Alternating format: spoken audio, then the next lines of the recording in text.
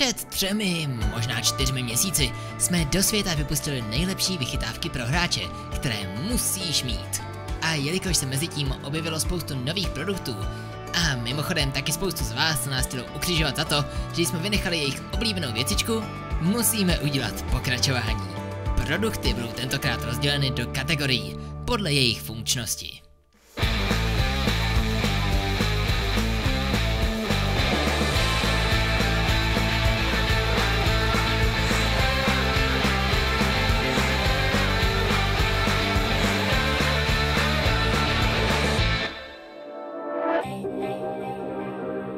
Začneme kategorií, bez které bys toho na počítači moc neudělal. Monitory, kamaráde. Tedy hlavně se zaměříme na příslušenství k monitorům, jako jsou třeba tyhle stojany. Pokud si chcete udělat více místa na stole a nechcete nebo nemůžete si koupit držáky, třeba z nedostatku místa za stolem, kupte si jednoduše stojany. Stojan si postavíte na stůl a monitor na něj. Monitor se vám vyvýší, což se může hodit, když máte nízký stůl, ale hlavně se vám pod stojanem vytvoří úložné místo, kam můžete odložit nějaké knihy nebo klávesnici s myší. Nějaké druhy mají na boku dokonce i USB hub. Nabídnu ti třeba tuto elegantní skleněnou variantu. Pokud se ale bojíš, že se ti sklo brzy rozbije, právě pro tebe je tu plastová varianta. Pokud se ti zase nezamlouvá, že bys měl jen vyvýšený monitor a chceš si zvyšovat naprosto všechno, zkontroluj i tenhle stojan na knihy nebo telefon. Konec konců, koho pořád baví něco držet. Nezůstávejme ale jen u stojanů. Na svůj monitor můžete připevnit například i tento USB hub, protože USB není nikdy dost. No a k monitoru se dá připnout i tento kus plastu.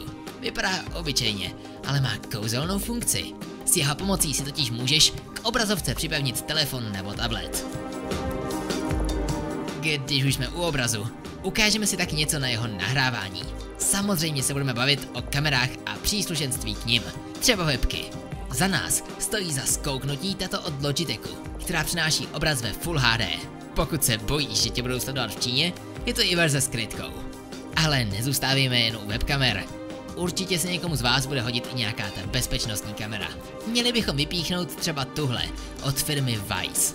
Speciální je v tom, že za super cenu nabízí Full HD video, detekci obličejů, noční vidění, nebo dokonce i propojení s Google Asistentem či Amazon Alexou.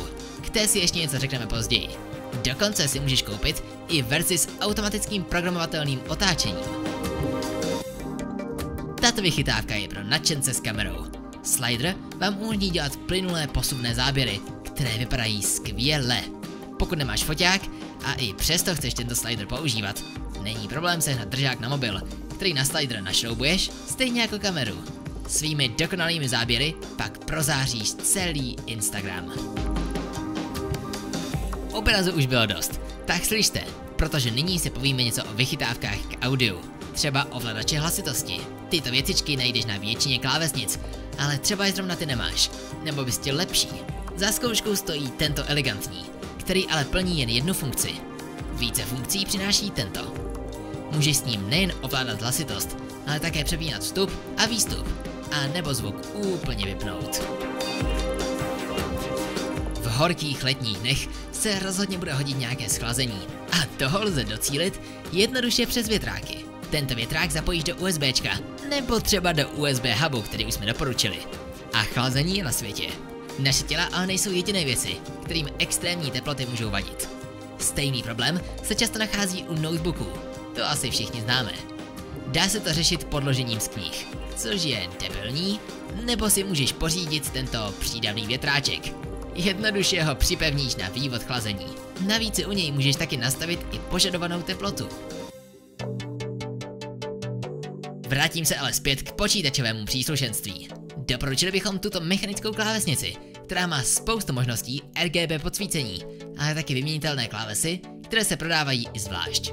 To se hodí, až se ti nějaká klávesa rozbije, nebo až budeš chtít třeba vyzkoušet něco jiného. Tak třeba tyhle klávesy pro lepší podsvícení. Mají průsvitné boky, což napomáhá lepšímu šíření světla. Pokud zase třeba cestuješ a nechceš si sebou brát velkou klávesnici, rozhodně přemýšlej o této skládací. No a jako poslední vychytávku ke klávesnicím jsme vybrali tento miniaturní vysavač, pomocí kterého můžeš klávesnici jednoduše vyčistit a ani není potřeba na ní patlat nějaký sliz z minula. Když už jsme u klávesnic, tak nesmíme zapomenout na myši. Za nás doporučujeme tyto od firmy Corsair.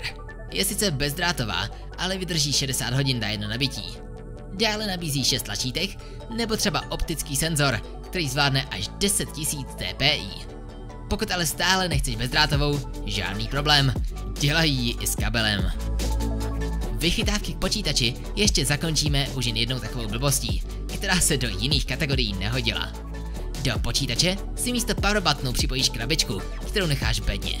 Ta umožní počítač zapínat dálkově, což se může zdát jako nepotřebná věc, ale dokážu si představit, že přijdu domů, v klidu zapnu počítač na dálku a mezi tím, co se zuju, tak se alespoň načte systém. Pro starší bedny ideální. Máš vícero konzolí a nebaví tě neustále měnit ovladač? Tento problém se dá řešit i následovně. Gadget za pár dolarů se připevní k Xbox ovladači a umožní ti ovládat dokonce i PlayStation. Našli jsme ale něco ještě zajímavějšího. Jedná se o pedály, které jsou plně programovatelné. Můžeš díky nim třeba ovládat pohyb nebo klidně i střílet. Tuto vychytávku využijí hlavně začínající streameři. Jedná se o klasický Stream Deck. Na stůl si umístíš krabičku s čudlíky a na každý čudlík nastavíš nějaké makro nebo činnost, která se po zmáčknutí vykoná. Jedny z nejpoužívanějších jsou ty od Elgata.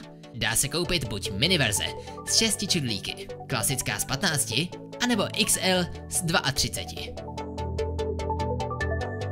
Nyní se přesuneme k vychytávkám pro mobily, protože ty všichni přece máme, ne? Vzpomínáte si na PSPčko? Staré dobré časy. Tak tato vychytávka si bere nápad ohledně rozvržení obrazu a ovládání právě od PSP a přetváří ti telefon na skvěle ovladatelný herní stroj. Dobrá věc je také mít telefon vždy po ruce, i když třeba hraješ na konzoli. K tomu a dalším věcem slouží tohle plastové utilátko, které připevníš na DualShock 4. Velmi užitečná věc je tahle podivná krabička. Co vlastně umí?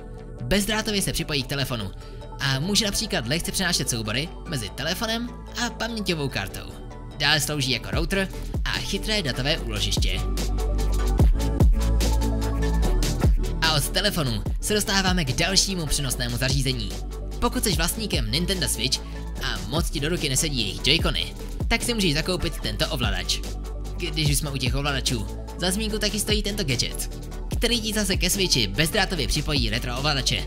Například tento, který je na styl GameCube ovladačů. Nebavme se ale zase jen o ovladačích.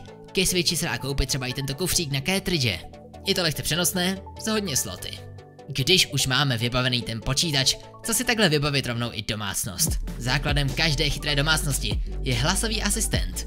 Google, Alexa od Amazonu, Cortana od Microsoftu nebo Siri od Apple, možností je spousta. My jsme ale zde vybrali Amazon Alexu, ale neboj se sáhnout třeba i potom Google.